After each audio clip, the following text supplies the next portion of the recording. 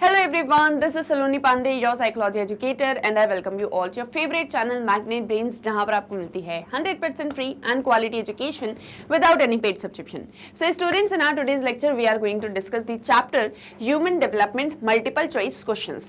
As you all know हम class 11 psychology discuss कर रहे थे एंड हमारा ये चैप्टर ह्यूमन डेवलपमेंट हमने ऑलरेडी पूरी तरह से कंप्लीट कर लिया है with each and every topic detail discussion, NCERT solutions, complete chapter revision etcetera. So इसी के साथ में अब बारी आ जाती है मल्टीपल चॉइस क्वेश्चंस की. सो आज के हमारे इस सेशन में हम करेंगे हमारे इस चैप्टर के मल्टीपल चॉइस क्वेश्चंस और एमसीक्यूज, जो कि मोस्ट इंपॉर्टेंट है, जो एग्जाम में आ सकते हैं और इनसे आपको एक आइडिया भी लग जाएगा कि किस तरह के क्वेश्चंस आपके एग्जाम में आना एक्सपेक्टेड है from this chapter. Is that clear? Okay, so let's start with our question number 1. I hope so कि आपने ये चैप्टर बहुत अच्छे से पढ़ के कंप्लीट करके रख लिया होगा बिना किसी दिक्कत परेशानी के, एज मैंने आपको ये पूरा चैप्टर बहुत अच्छे से एक्सप्लेन किया है डिटेल में. So I hope so that is clear to you. Now further moving on to our multiple choice questions and question number 1. Heredity is determined by. Heredity किस एक चीज से डिटरमाइन होती है? सेल्स से, नेचर से, जीन्स से या न्यूरॉन्स से? Okay, A B C D options हैं आपके सामने. आपको इसमें करेक्ट आंसर बताना है कि what is the correct answer है. जल्दी से बताओ फटाफट से, क्या लगता है क्या होगा correct answer? Heredity is determined by cells, nature, genes और न्यूरॉन्स. फटाफट जल्दी कमेंट सेक्शन में मुझे आंसर बताओ. देखो, ऐसा नहीं होगा कि मैं बस आपको मल्टीपल चॉइस क्वेश्चंस करवाऊंगी, आंसर बताऊंगी और फटाफट से एक्सप्लेन करके चली जाऊंगी. It's a kind of engaging session. So आपको भी मुझे आंसर्स बताने पड़ेंगे. जल्दी से बताइए फटाफट से कमेंट सेक्शन में. ए बी सी और डी. नहीं भी आता है तो एटलीस्ट ट्राई तो करो. गलत ही होगा ना, और क्या होगा? The correct answer is yes, very good. It is option C, that is genes और genetics. जो हमारे जेनेटिक मेकअप होता है, जो हमारे जीन्स होते हैं, उसी के थ्रू हेरिडिटी जो है वो डिटरमाइन होती है. Next you have question number 2. Genes work in. अब जीन्स वर्क कैसे करते हैं? Okay, pairs, groups, autosomes only या ट्रेट्स ओनली? जीन्स किसी एक चीज में वर्क करते हैं या कैसे वर्क करते हैं? पेयर्स में वर्क करते हैं, ग्रुप्स में वर्क करते हैं, ऑटोसोम्स की में वर्क करते हैं या ट्रेट्स में वर्क करते हैं? You have 4 options and answer is, जल्दी जल्दी फटाफट से जल्दी बताना होगा. जितनी जल्दी आप लोग आंसर बताएंगे उतनी जल्दी हम आगे बढ़ पाएंगे. It is yes, answer A, that is pairs. Genes actually जो है वो पेयर्स में वर्क करते हैं. आप लोगों ने साइंस वगैरह थोड़ा पढ़ा होगा ना, है ना. और सबसे पहली चीज तो आपने चैप्टर पढ़ा है, तो चैप्टर के थ्रू आपको ये सारे आंसर्स आप क्लिक कर पा रहे होंगे. Okay, question number 3. Piaget called the period of infancy as the dash. Piaget के बारे में हमने हमारे चैप्टर के अंदर पढ़ा हुआ है. अब पियागेट ने पीरियड ऑफ इन्फेंसी को क्या बोला था? ओके, पीरियड ऑफ इन्फेंसी को क्या बोला था? Formal operational stage, pre operational stage, concrete operational stage, sensory motor stage. ठीक है, एक बार और रीड करूं. Formal operational stage, pre operational stage, concrete operational stage या सेंसरी मोटर स्टेज. क्या होगा करेक्ट आंसर? सोचो. Period of infancy Piaget. It is yes, very good, option D, that is sensory motor stage. क्योंकि इस एक time पर हम देखते हैं इन्फेंसी में जब जो भी चाइल्ड होता है उसके डेवलपमेंट की अगर हम बात करें तो उसके जो डेवलपमेंट है वो कहीं ना कहीं उसके मोटर और सेंसेस के थ्रू होता है. जैसे बैबलिंग होता है, क्राइंग होता है, थंब सकिंग होता है ना. तो इस तरीके से हमने डिस्कस किया हुआ है. तो पियागेट जो है वो यहाँ पर किसकी बात करते हैं? सेंसरी मोटर स्टेज की. Fine, okay, good. पियागेट को अच्छे से याद रखना. इनके ऊपर क्वेश्चंस बहुत सारे आ सकते हैं ना, मतलब बहुत सारे क्वेश्चंस बन सकते हैं तो आपके एग्जाम में आ सकते हैं. The approximate age of sensory motor stage is. Sensory motor stage की अप्रोक्सीमेट एज क्या होगी? ये बहुत सिंपल क्वेश्चन है. 0 to 2 years, 2 to 7 years, 7 to 11 years, 11 to 15 years. Very good. 0 to 2 years is the stage of sensory motor. कैसे हमने click किया? देखो, अभी हमने ये क्वेश्चन देखा, period of infancy is sensory motor stage, है ना. पीरियड ऑफ इन्फेंसी क्या है? Sensory motor stage. हमसे बोल रहे हैं सेंसरी मोटर स्टेज में अप्रोक्सीमेट एज क्या होगी? तो ऑब्वियस है कि जब इन्फेंट्स आपके सेंसरी मोटर स्टेज में आते हैं तो सेंसरी मोटर एज की मतलब सेंसरी मोटर स्टेज की एज क्या निकलेगी? 0 to 2 years, because this age group is for infants. तो करेक्ट आंसर हो गया option A, that is 0 to 2 years. Very simple, है ना. ओके, नेक्स्ट क्वेश्चन पे चलते हैं. Question number 5. Distinctly observable characteristics are called. अलग से जो कैरेक्टरिस्टिक्स हमको समझ में आ जाता है ना, उसे क्या बोलते हैं? Genotype, genes, genetics, phenotype, distinctly observable characteristics. अलग से ही आप जो है उस एक सारी चीज़ों को ऑब्जर्व कर लेते हो, थोड़े से डिस्टिंक्शंस उसके अंदर होते हैं। Genotype, genes, genetics, phenotype, it is जल्दी, yes, option D, that is phenotype. Okay, क्योंकि यहाँ पर हम डिस्टिंक्ट वर्ड जो है वो यूज कर रहे हैं ना, डिस्टिंक्टली ऑब्जर्वेबल कैरेक्टरिस्टिक्स, उसको आप क्या बोलते हो? फिनोटाइप बोलते हो। ये सारे क्वेश्चंस ना आपके फैक्ट मतलब ऐसा बोलते हैं ना, कुछ कुछ चीज़ें होती है जो आपको सिर्फ याद करनी होती है, आप उसको समझ नहीं रहे। अब जैसे फॉर एग्जांपल इन्फेंट की एज क्या है, तो इन्फेंट की एज 0 to 2 ईयर्स है, ये याद करने वाली चीज़ है। अब जैसे अभी हमने डिस्टिंक्टली ऑब्जर्वेबल कैरेक्टरिस्टिक्स क्या होते हैं, फिनोटाइप होते हैं। अब ये समझने को मतलब फिनोटाइप आपको समझना है, लेकिन ये भी एक तरह से याद करने वाली चीज़ है, कुछ कुछ फैक्चुअल चीज़ें हैं। ये आप कैसे इन चीज़ों को क्वेश्चन, इस तरह के क्वेश्चन को आंसर कर पाओगे जब आप चैप्टर को रीड करोगे। जब आप चैप्टर को रीड करोगे ना, उसमें सारे बॉक्सेस वगैरह जितनी भी इन्फो दी हुई है, आप एमसीक्यूज को बहुत अच्छे से मार्क कर पाओगे। और जब कभी जैसे वेरी शॉर्ट क्वेश्चन के आंसर वगैरह आ जाते हैं तो वो भी आप लिख पाओगे। ये चैप्टर रीड करने से होता है, इसीलिए मैं बार बार बोलती हूँ कि चैप्टर को रीड करो, है ना। रीड, रिवाइज, ऑब्जर्व, ये याद है ना, तो यही आपको करना है, रीड करना है, फिर रिवाइज करना है, फिर उन सारी चीज़ों को अपने आसपास में ऑब्जर्व करना है, तो वो याद रहेगी आपको। ठीक है, तो इसीलिए चैप्टर को जो है अच्छे से रीड करो, एमसीक्यूज वगैरह आप आंसर कर पाओगे। इवन आप कोशिश करो ये देखने की कि किस तरह के एमसीक्यूज बन सकते हैं आपके चैप्टर से। जब आप चैप्टर रीड करते हो ना, तो जैसे कोई इन्फॉर्मेशन आपको मिली या जैसे कोई स्टेटमेंट है कि this is and are called as this, तो आप ये समझो कि हो सकता है इतना स्टेटमेंट वो मुझसे पूछ लें और ये वाला जो है वो ऑप्शन में दे दें कि this is known as this, और उसको जो है डैश कर दो, उसको मुझसे ऑप्शन में पूछ ले। तो एमसीक्यूज खुद से भी क्रिएट करने की कोशिश करो। जब चैप्टर रीड करोगे ना, तब आपको ये चीज समझ में आएगी कि एमसीक्यूज हम खुद से कैसे बना सकते हैं, कौन कौन से क्वेश्चन हमारे एग्जाम में आ सकते हैं। ऐसे पढ़ो जैसे आप ही टीचर हो, ठीक है, तो आप अपने स्टूडेंट्स के लिए एग्जाम बनाने वाले, मतलब पेपर बनाने वाले हो, तो आप कैसे क्वेश्चन उसमें दे सकते हो, क्या क्या क्वेश्चन बन सकते हैं। ईजी भी बनाने की कोशिश करो, डिफिकल्ट भी बनाने की कोशिश करो। उससे आप देखना बहुत सारे आपकी पढ़ाई करने का जो तरीका है ना, उसको अगर आप चेंज करते हो तो आप जो पढ़ रहे हो उस पर, मतलब जो आपका रिजल्ट होगा ना, उस पर बहुत ज्यादा असर पड़ेगा, क्योंकि आपको चीजें अच्छे से याद रहेंगी, आप मेमोराइज कर पाओगे। हम लोग जनरली करते क्या है, एक जो हमारा तरीका होता है ना, बचपन से ही हमारे अंदर कहीं ना कहीं वो फिट किया जाता था। अब वो चीज़ें चेंज हो रही हैं कि आप स्कूल जाओगे, आपको जो भी पढ़ाया जाएगा वो आपको सारा कुछ याद करना है, क्योंकि वो बाद में आपको पूरा एग्जाम में पूछेंगे। वो अगर आपने एग्जाम में लिख दिया तो आप नेक्स्ट क्लास में जाओगे। तो हम ना इसी तरीके से पूरा ट्रेन हो चुके हैं कि हमको यही करना है, हमको जो भी टीचर ने पढ़ाया है, ठीक है, आज घर जाके उसको एक बार पढ़ लेंगे, उसी बस उतना ही पढ़ना है जितना टीचर ने पढ़ाया, एक्स्ट्रा मेहनत हम कुछ करेंगे ही नहीं। अब जैसे साइकोलॉजी के कंसेप्ट हैं, मैं आपको बहुत डिटेल में पढ़ाती हूँ, ठीक है, बहुत ज़्यादा डिटेल में पढ़ाती हूँ। आपके स्कूल में टीचर्स भी आपको पढ़ाते होंगे, लेकिन मैं थोड़ा और ज़्यादा डिटेल में एग्जाम्पल और ये सारी चीज़ें देके, ठीक है, हाँ मैं थोड़ी अपनी तारीफ कर रही हूँ, लेकिन मैं जो है आपको हर एक चीज़ बहुत डिटेल में पढ़ा देती हूँ।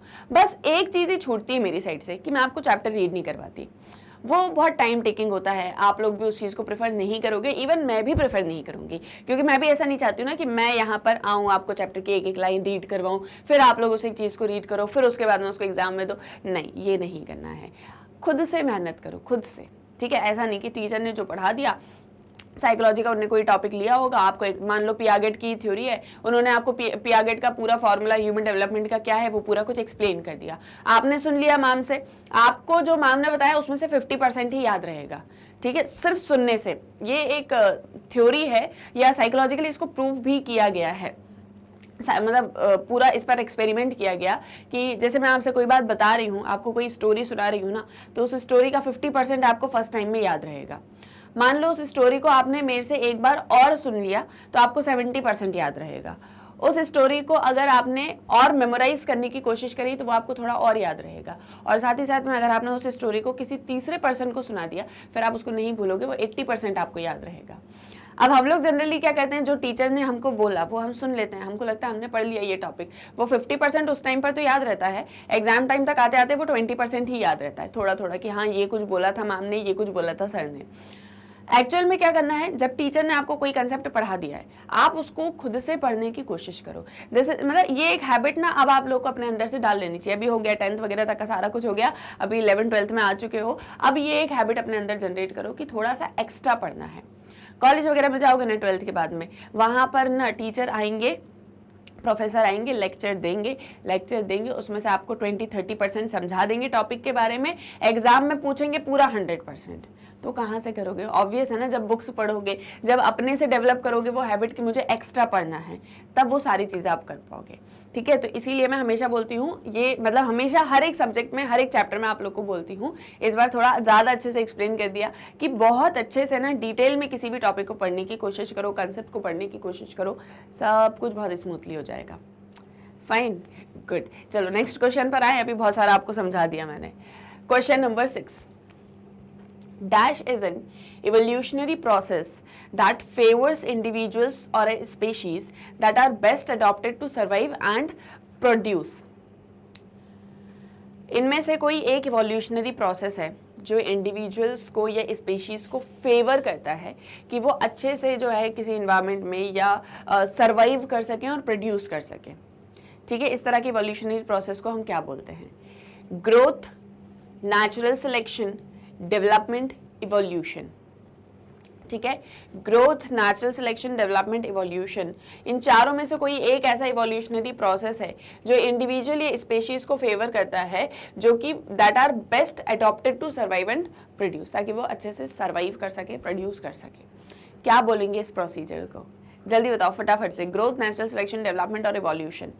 Very good, it is option B, that is natural selection. Natural selection का जो प्रोसेस होता है ना, वो होता है इवोल्यूशनरी प्रोसेस। देखो, दो तरह के प्रोसेसेस होते हैं, मैंने आपको बताया है। एक होते हैं रिवोल्यूशनरी, एक होते हैं evolutionary.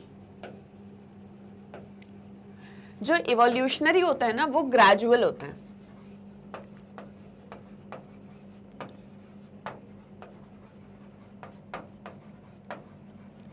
Gradual and slow process. इसका मतलब क्या है कि अगर कोई चीज इवॉल्व हो रही है, इवोल्यूशनरी है, तो धीरे धीरे धीरे धीरे होगी। जैसे एक एग्जांपल आपको देती हूँ, इंडिया में वेस्टर्नाइजेशन हुआ, धीरे धीरे हुआ, एकदम से तो नहीं हुआ ना कि आज से बोल दिया कि अब से हमारी इंडिया जो कंट्री है वो भी वेस्टर्न कंट्री के ट्रेडिशन, कस्टम, रिचुअल्स को फॉलो करेगी, तो वो बस उसी दिन से ऐसा हो गया। ऐसा तो नहीं हुआ ना, धीरे धीरे करके लाइफ स्टाइल में चेंजेस आने स्टार्ट हुए, क्लोथिंग पैटर्न्स में, फूड हैबिट्स में, एक्सेट्रा एक्सेट्रा। तो धीरे धीरे करके जो प्रोसेस होता है उसको आप बोलते हैं इवोल्यूशनरी। रिवोल्यूशनरी जो होता है ना, वो सडन होता है। ठीक है, रिवॉल्यूशनरी प्रोसेस जो होता है वो सडन होता है, एकदम से कोई चीज हो गई, एकदम से किसी चीज में चेंज लेकर आ गए। ठीक है, तो ये दो तरह के प्रोसेसेस होते हैं, इनको आपको याद रखना है। अब यहाँ पर जैसे हम बात करें नेचुरल सिलेक्शन की, नेचुरल सिलेक्शन के अंदर क्या एक चीज होती है कि जो ये एक तरह का इवोल्यूशनरी प्रोसेस है कि धीरे धीरे करके जो स्पीशीज होती है या जो इंडिविजुअल्स होते हैं वो अपने इन्वायरमेंट को अडॉप्ट करते जाते हैं, उसमें सर्वाइव करते रहते हैं, उसमें प्रोड्यूस करते रहते हैं। तो वो ग्रेजुअली होता है, एकदम से आप किसी इन्वायरमेंट में जाके सर्वाइव नहीं करने लग जाते हो। आज आप जिस स्कूल में पढ़ते हो, मान लो कल को आपका स्कूल चेंज हो जाए, आप दूसरे स्कूल में चले जाओ, एकदम से अडॉप्ट कर लोगे क्या उस सारे एनवायरनमेंट को? नहीं कर पाओगे, it will take time. So that's a kind of evolutionary process. तो यहां पर हमारा करेक्ट आंसर क्या है? Option B, that is natural selection. अब जैसे कि अभी मैं आपको बोल रही थी चैप्टर रीड करने पर से, आप चैप्टर को रीड करोगे ना तो आपको ये सारे एमसीक्यूज जो यहाँ पर दिख रहे हैं, आप देख पाओगे कि वो एमसीक्यूज आपके बुक में ही दिए हुए हैं, बस कहीं से भी तो भी उन्होंने ये लाइंस वगैरह उठा ली, थोड़ा सा उसको इधर उधर पे कर दिया है वर्ड्स को, और बस फिर आपसे क्वेश्चन पूछ लिया। Everything is given in the book. हम लोग क्या करते हैं, एनसीईआरटी के बाहर का पढ़ने की कोशिश करते हैं, but everything is given in the NCERT और क्वेश्चन भी वहीं से ही आ रहा है। Clear? Okay, next you have is question number 7। Which of the following factor influence the development of a human being? एक ह्यूमन बीइंग के डेवलपमेंट के लिए इनमें से कौन सा फैक्टर इंपॉर्टेंट है या कौन सा फैक्टर है जो इन्फ्लुएंस करता है ह्यूमन बीइंग के डेवलपमेंट को? जब ह्यूमन का डेवलपमेंट होता है तो कौन कौन से फैक्टर्स होते हैं या कौन सा फैक्टर होता है जो उसके डेवलपमेंट को इन्फ्लुएंस करता है? राइट, ऑप्शन सुनो, environmental, genetic, both A and B, और option D, none of these. Environmental है, जेनेटिक है, बोथ है, दोनों है, यानी कि इन्वायरमेंटल जेनेटिक दोनों है, या फिर नन ऑफ दीज है। Simple question, simple answer, yes it is option C, that is both A and B. Environmental और जेनेटिक फैक्टर्स दोनों ही ह्यूमन बीइंग्स के डेवलपमेंट के लिए इंपॉर्टेंट होते हैं। अब जैसे फॉर एग्जांपल मान लो आप हो, आप आपके अंदर आपके पेरेंट्स के जीन्स भी हैं, जेनेटिक्स भी हैं, है ना। सो ये आपका जेनेटिक हो गया। अब आपके वो जो जेनेटिक्स आपके पेरेंट्स के आपके अंदर आए हैं उसके थ्रू भी आपका डेवलपमेंट होगा। साथ ही साथ में जिस इन्वायरमेंट में आप रहते हो, जिस भी सराउंडिंग में आप रहते हो, जिस भी तरह का इन्वायरमेंट है, वो एक चीज़ भी जो है आपके डेवलपमेंट पे बहुत ज़्यादा असर करेगी। अब जैसे फॉर एग्जांपल जेनेटिक की अगर हम बात करें तो आपके अंदर का कॉग्निशन, है ना, आपके जो भी मतलब कॉग्निशन के अलावा आपका जो हाइट होगा, आपका जो पर्सनालिटी होगा, आपका जो स्किन कलर होगा, है ना, जिस तरीके का आपका थिंकिंग पैटर्न होगा, वो कहीं ना कहीं आपके जेनेटिक से इन्फ्लुएंस्ड है। इन्वायरमेंटल इन द सेंस कि आप जैसे मान लो फॉर एग्जांपल आप पुअर फैमिली से बिलोंग कर रहे हो या आप रिच फैमिली से बिलोंग कर रहे हो, आपके आसपास में सारी फैसिलिटीज अवेलेबल हैं या नहीं, health facility, education facility etcetera. So that is the environmental factors. दोनों ही बहुत ज़्यादा इंपॉर्टेंट है या दोनों ही इन्फ्लुएंस करते हैं ह्यूमन बींग के डेवलपमेंट को। क्लियर? ओके, आगे बढ़े। ठीक है, so correct answer is option C, that is both A and B. Question number 8 देखो, identify the correct statement in the context of Bronfenbrenner model of development। ये model of development हमने पढ़ा हुआ है हमारे चैप्टर के अंदर। यहाँ पर कुछ स्टेटमेंट्स दिए हैं, आपको बताना है इनमें से करेक्ट स्टेटमेंट कौन सा है about Bronfenbrenner's model of development. Okay, ध्यान से सुनेंगे। Option A, microsystem consist of relations between these context, family, peers, teachers and neighbourhood. Microsystem जो है उसमें रिलेशंस होते हैं between family, peers, teachers, neighbourhood etcetera. Option B, ecosystem includes immediate environment और setting. Ecosystem का मतलब होता है हमारा जो इमीडिएट एनवायरनमेंट है या जिस भी तरह के सेटिंग्स के अंदर हम रह रहे हैं, ठीक है, that is ecosystem. Option C, macrosystem includes the culture in which the individual live. Macro system के अंदर कल्चर होता है जिस कल्चर के अंदर एक इंडिविजुअल रह रहा होता है। ठीक है, यहाँ पर माइक्रो सिस्टम में रिलेशंस बताया, मैक्रो सिस्टम में कल्चर बताया, इको सिस्टम में immediate environment and option D is all of the above. अब आप मुझे बताओ कि इनमें से कौन सा करेक्ट आंसर है Bronfenbrenner's model of development. Which of the following option is correct here. Correct option कौन सा है, जल्दी से, ए, बी, सी और D. It is yes, option C, that is macro system. Macro system के अंदर यहाँ पर कल्चर की हम बात करते हैं। देखो माइक्रो क्या होता है, माइक्रो मतलब किसी छोटी यूनिट की हम बात कर रहे हैं, मैक्रो मतलब हम किसी लार्ज यूनिट की बात कर रहे हैं। माइक्रो सिस्टम में जो है सिर्फ रिलेशंस नहीं और भी ढेर सारी चीजें आती हैं मैक्रो के अंदर, लेकिन यहाँ पर बिल्कुल करेक्ट रिप्रेजेंटेशन है कि कल्चर जिसमें हम सब रह रहे हैं। जैसे इंडिया है, अब इंडिया का जो पूरा एक कल्चर है, मान लो वैसे तो इंडिया के अंदर होमोजीनिटी है नहीं, हम लोग हीट्रोजीनस हैं, हमारे यहाँ पर वैरायटी है, बहुत ही अलग अलग तरह के लोग रहते हैं, बहुत ज़्यादा डाइवर्सिटी है।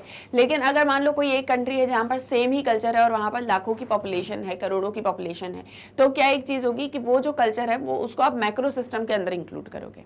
ठीक है, तो इसीलिए the correct answer is option C, that is macro system includes the culture in which the individual live. Fine, okay, next question, question number 9। Rituraj is hopping, running and jumping in lobby of his house. These skills are included under। Rituraj जो है वो hopping कर रहा है, running कर रहा है, jumping कर रहा है अपने घर की लॉबी के अंदर। किस तरह की स्किल्स यहाँ पर इंक्लूडेड हैं? ओके, मोटर स्किल्स हैं, वो सबको पता है, मोटर मत बोलना। अब देखो इसमें ऑप्शन सुनो, fine motor skills, gross motor skills, major motor skills, development motor skills. इसका आंसर दो। ये तो सबको पता है कि मोटर स्किल्स हैं अगर वो हॉपिंग, रनिंग, जंपिंग कर रहा है तो, बट किस तरह की मोटर स्किल्स हैं? जल्दी से बताओ फटाफट से, ए, बी, सी और डी। सोचो सोचो सोचो जल्दी से, फटाफट आंसर देने की कोशिश करो। It is yes, very good, option B, that is gross motor skills. इसको क्या बोलते हैं? Gross motor skills. तो यहाँ पर करेक्ट आंसर है option B. Then you have as the last question, that is match the following. अब ये देखो, यहाँ पर ये कॉलम 1 दिख रहा है, ठीक है, ये कॉलम 2 दिख रहा है, ठीक है, बहुत सिंपल सा क्वेश्चन है। पियागेट की डेवलपमेंटल स्टेजेस पढ़ी थी ना, उसको मैच करना है। ठीक है, ये देखो ऑप्शंस यहाँ पर दिए हैं, ये हैं ऑप्शंस, ये ए, बी, सी, डी जो है वो ये हैं। ठीक है, like this is A, B, C and D. अब ए का आंसर जो भी होगा, ठीक है, मान लो for example, just take an example कि ए का आंसर है 1 फॉर एग्जाम्पल, तो ए के नीचे 1 लिखेंगे, मान लो बी का 2 है तो बी के नीचे 2 लिखेंगे, मान लो सी का 3 है तो ये लिखेंगे, डी का 4 है तो ऐसे लिखेंगे। तो ऐसे करके देखो 4 ऑप्शंस आपको दिए हैं, आपको बताना है करेक्ट आंसर क्या है। बहुत सिंपल है, ठीक है। Sensory motor, pre operational, concrete operational, formal operational. 11 to 15 years यानी एज दी हुई है कि कौन सी स्टेज कौन सी एज में रहती है। 7 to 11 years, 2 to 7 years, 0 to 2 years. सबसे सिंपल है, अभी इतनी देर से पढ़ रहे हैं sensory motor skills. Sensory motor stage जो है वो कौन सी एज में रहती है, वो रहती है इन्फेंसी स्टेज में, या जो इन्फेंट्स होते हैं वो वाली स्टेज में। इन्फेंट्स की एज कितनी होती है 0 to 2 ईयर्स। तो मतलब हमारा ए का आंसर क्या हो गया 4 हो गया। क्या अब देखो बाकी चीजों को मैच नहीं करना, पहले यहाँ पर देख लो क्या ए में कहीं पर भी 4 दिया हुआ है, एक ही बार दिया है। अगर 2 जगह होता तो फिर हम और मैच करते, लेकिन हमको दिख रहा है ना कि 4 दिया, तो हमारा करेक्ट आंसर क्या हो जाएगा ऑप्शन बी। वेरी सिंपल है ना, ये थोड़ा सा दिमाग लगा लेना, लॉजिक लगा लेना उस एक टाइम पे। So correct answer is option B. So, sensory motor stage is 0 to 2 years. Pre-operational stage is 2 to 7 years. Concrete operational stage is 7 to 11 years. And formal operational stage is 11 to 15 years. Fine, इस तरीके से आपको match करना था, इस तरीके से आपको अपना आंसर बताना था. And here our multiple choice questions are completed. ठीक है, इस तरह के क्वेश्चन जो हैं वो आपके एग्जाम से आ सकते हैं, मतलब एग्जाम में आ सकते हैं इस चैप्टर से। अब आपको बस 2-4 चीज़ें जो हैं वो क्या करनी है कि आपको चैप्टर को अच्छे से रीड करना है, जो भी इंपॉर्टेंट टॉपिक्स वगैरह या इंपॉर्टेंट पॉइंट्स आपको लगते हैं ना वहाँ पर साइड में उसको नोट करते चलना है, वहीं से MCQ बन जाएगा। ठीक है, मैंने यहाँ पर आपको एक जनरल आइडिया दे दिया कि किस तरह से MCQs आपके एग्जाम में आ सकते हैं। अब इसको प्रैक्टिस करो, और भी क्वेश्चंस मैं आपको देती रहूंगी, और इसी के साथ में अब हम मिलेंगे नेक्स्ट वीडियो लेक्चर में। तब तक के लिए आप लोग अपनी अच्छे से पढ़ाई करो, इन MCQs को प्रैक्टिस करो, चैप्टर को रीड करो। हम नेक्स्ट लेक्चर में मिलेंगे, मोस्ट इंपॉर्टेंट क्वेश्चंस को डिस्कस करेंगे। तब तक के लिए stay tune with magnet brains. पर जाते जाते एक छोटी सी इन्फॉर्मेशन कि आप मैग्नेट ब्रेन्स की वेबसाइट को कैसे एक्सेस कर सकते हो। So as you all know, daily lectures आपको मैग्नेट ब्रेन्स के यूट्यूब चैनल पर मिलते हैं, साथ ही साथ जो मैग्नेट ब्रेन्स की ऐप है वो भी प्ले स्टोर पर अवेलेबल है। इसी के साथ में जो मैग्नेट ब्रेन्स की वेबसाइट है दैट इज www.magnetbrains.com, वो भी बहुत ही ईजिली एक्सेसिबल है गूगल पर। जैसे ही आप इसको गूगल पर एंटर करेंगे आपके सामने magnet brains education platform open हो जाएगा। यहाँ पर आपको हमारे टॉपर्स भी मिलेंगे, हमारे टॉप कोर्सेज भी मिलेंगे, हाई क्वालिटी एजुकेशन मिलेगी विद बेस्ट टीचर्स, और वो भी 100% फ्री ऑफ कॉस्ट। तो जो भी class, chapter, subject, course, class आपको पढ़ना है, टॉपिक पढ़ना है, just click on it, click on watch now, और वीडियो आपके सामने हो जाएगा ओपन। एक सीक्वेंशियल ऑर्डर में आप हर एक चीज़ को एक्सेस कर पाओगे बिना किसी दिक्कत परेशानी के। ना ही हम आपसे कोई पेमेंट लेंगे, ना ही आपको कोई कूपन बेचेंगे, everything is just free of cost. तो जो भी आपको पढ़ना है आराम से यहाँ पर पढ़िए, अपने फ्रेंड्स और रिलेटिव्स को भी मैग्नेट ब्रेन्स के बारे में बताइए, ताकि वो भी इस 100% फ्री एंड क्वालिटी एजुकेशन को एक्सेस कर सकें। इतना ही नहीं, आप मैग्नेट ब्रेन्स को इंस्टाग्राम, फेसबुक, ट्विटर, टेलीग्राम सभी पर एक्सेस कर सकते हो। तो अब जल्दी से कर दो वीडियो को लाइक, शेयर एंड सब्सक्राइब। हम मिलेंगे हमारे नेक्स्ट वीडियो लेक्चर में। Thank you very much.